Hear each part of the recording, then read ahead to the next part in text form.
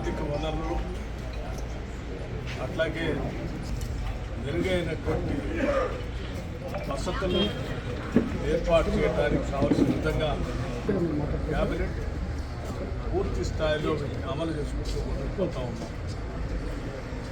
అందులో ప్రధానంగా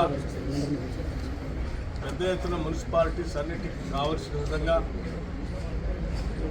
ఆ మున్సిపాలిటీస్లో నివాసం ఉంటున్నటువంటి పేద బలహీన లేకపోతే అర్హత కలిగినటువంటి కుటుంబాలన్నిటి కూడా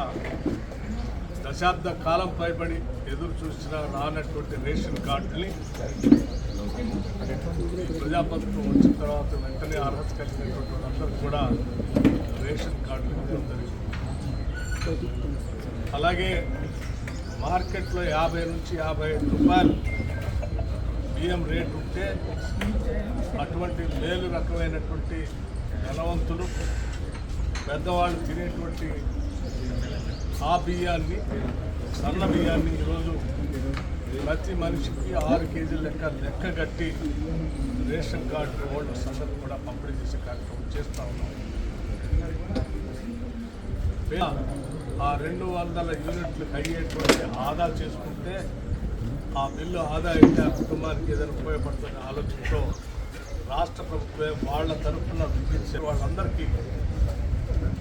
గ్రూపులుగా 27,000 కోట్ల రూపాయలకి వడ్డీ లేని రుణాలు ఇప్పించడం జరిగింది. వీటిలో ఆయా మున్సిపాలిటీస్లో ఉన్నటువంటి మహిళలకు కూడా డ్వాక్రా సంఘాల్లో ఉన్నటువంటి వాళ్ళందరికీ ఇప్పటికే ఆ వడ్డీలకు సంబంధించిన చెక్కులు పంపిణీ కూడా చేయడం జరిగింది. భవిష్యత్తులో కూడా ఇటువంటి పట్టణాల్లో నగరాల్లో నివాసం ఉంటున్నటువంటి మహిళలు అక్కడక్కడ వడ్డీ వ్యాపారస్తుల దగ్గరకు లేకపోతే చక్రవడ్డీ ఇచ్చేటువంటి వాళ్ళ దగ్గరకు పోయి చిరు వ్యాపారాలు చేసుకోవడానికో లేకపోతే ఆ స్థానికంగా అందుబాటులో ఉన్నటువంటి ఇతర వ్యాపకాలు చేసుకోవడానికో భవిష్యత్తులో ఆ పట్టణాల్లో ఉన్నటువంటి మహిళలందరూ వాళ్ళు చేసుకునేటువంటి చిన్న చిన్న వ్యాపారాలు కానీ లేకపోతే ఇతరత్ర చిన్న చిన్న పరిశ్రమలు కానీ లేకపోతే అక్కడక్కడ సోలార్ సంబంధించిన వ్యవస్థ కానీ లేకపోతే ఏ ఇతర వ్యాపారమైనా అందుబాటులో ఉండి ప్రాజెక్ట్ రిపోర్ట్ కూడా తయారు చేయించిస్తూ మెప్మా కింద పనిచేస్తున్నటువంటి వాళ్ళందరినీ ఈరోజు సెల్ఫ్ హెల్ప్ గ్రూప్స్ కిందకే తీసుకొని వచ్చి ఐకేపీ ద్వారానే ఈ నగరాల్లో పట్టణాల్లో ఉన్నటువంటి వాళ్ళకు కూడా ఈ వ్యవస్థను ఏర్పాటు చేసేటువంటి కార్యాచరణ ప్రణాళిక ఇప్పటికే ప్రకటించాం. దానికి అనుగుణంగా ఈరోజు ప్రణాళిక జరుగుతుంది. సో రాష్ట్ర వ్యాప్తంగా ఉన్నటువంటి మహిళలందరికీ మీరు ఆర్టీసీ బస్సులో ఆ పట్టణాల్లో కానీ నగరంలో కానీ లేకపోతే రాష్ట్రంలో ఎక్కడి నుంచి ఎక్కడికైనా ప్రయాణం చేయడం కోసం మీరు తీసుకునేటువంటి బస్సు ఛార్జీలకు సంబంధించిన టికెట్లు కూడా మీ తరఫున ఈ రాష్ట్ర ప్రభుత్వం బస్సులో ప్రయాణం చేసే మహిళలందరికీ చెల్లించేటువంటి కార్యక్రమాన్ని కూడా ప్రతి నెల ఆ ఛార్జీలకు సంబంధించిన డబ్బులు మీ తరఫున రాష్ట్ర ప్రభుత్వం ఆర్టీసీకి చెల్లిస్తాం.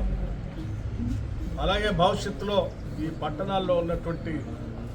మురుగు నీటిని శుద్ధి చేయడం కోసం కావాల్సిన విధంగా ఎస్టీపీస్ని పెద్ద ఎత్తున పట్టణాల్లో ఉన్నటువంటి విద్యా వ్యవస్థని పెద్ద ఎత్తున అభివృద్ధి చేయడం కోసం ఈ 2 శాఖలు కూడా గౌరవ ముఖ్యమంత్రి రేవంత్ రెడ్డి గారి వారి దగ్గరే ఉన్నాయి. అందుకోసమే మున్సిపల్ అడ్మినిస్ట్రేషన్ సంబంధించినటువంటి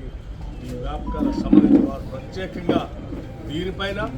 అలాగే విద్యపైన కూడా ప్రత్యేకంగా దృష్టి సారించి ఈ 2 శాఖలకు సంబంధించిన వారు క్షుణ్ణంగా పరిశీలన చేయటమే కాదు మానిటరింగ్ చేస్తూ తద్వారా ఆ పట్టణాల్లో ఉన్నటువంటి ప్రజలకు మేలైనటువంటి సదుపాయాలు అందించాలని ముందుకు పోతున్నటువంటి పరిస్థితులు కూడా ఉన్నాయి. భవిష్యత్తులో కూడా ఆయా పట్టణాల్లో కావలసినటువంటి సివిక్ ఎమ్యూనిటీస్ సంబంధించి హాస్పిటల్స్ కానీ లేకపోతే విద్యా వ్యవస్థకు సంబంధించి కానీ ఎలక్ట్రిసిటీకి సంబంధించి కానీ లేకపోతే ఇతరత్ర చెకింగ్ చేస్తాం. ఈ అభివృద్ధి ముందు కొనసాగటం కోసం ఈ రాష్ట్ర ప్రభుత్వం నుంచి ప్రణాళికాబద్ధంగా ముఖ్యమంత్రి గారే పర్యవేక్షణ చేస్తూ మున్సిపాలిటీస్కి విద్యా వ్యవస్థకి అర్బన్ సెంటర్స్లో ఉన్నటువంటి మహిళలకు చేసేటువంటి ఈ ఫలాలు ఫలితాలు చేరటానికి 15వ తారీఖు తర్వాతనో 18వ తారీఖు తర్వాతనో 20వ తారీఖు తర్వాతనో మీకు ప్రతి నెల రావాల్సిన జీతాలు హస్త